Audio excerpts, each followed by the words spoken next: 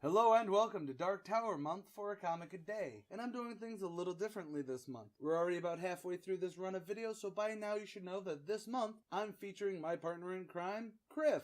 That's me! From Bard and Criff Vlog, where we've got some really weird videos up. I'm sorry. So, format is just a little looser with analysis throughout the recappy bit. So, massive spoilers are massive for everything Dark Tower this month. You've been warned.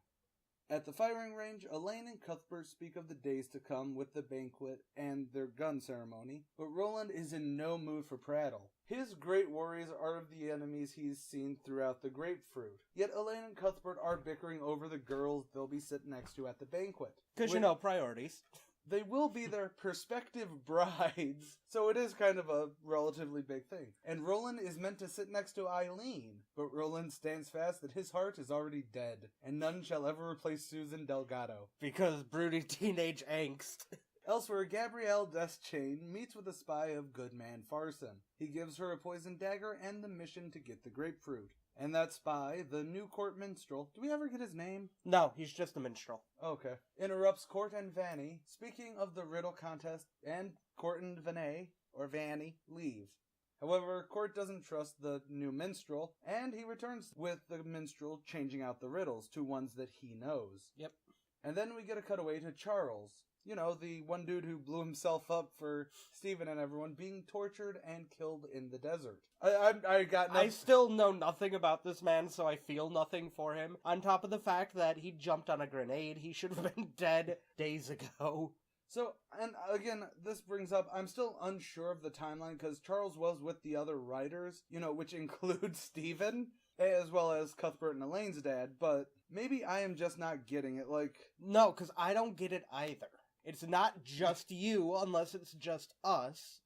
Anyways, back in Gilead, it's time for the great grand feast! Stephen gives a speech, everyone cheers, but Gabrielle Deschain has to leave to compose herself. Alone, she is given her orders. When she and Stephen lay together as man and wife, she is to shank him with the poisoned dagger. Stab, stabby stab. And that's really all this issue. This is like a really interesting setup because it doesn't have too many of the cutaways for the weird timeline. Right. Because the only thing we cut away to is Charles. And right. Even that as a scene itself, even though we know nothing about Charles, I like it in how it really paints Farson as, because they rape and kill his wife and cut open, so... It's pretty brutal. It's a good setup to show that Goodman Farson ain't so good.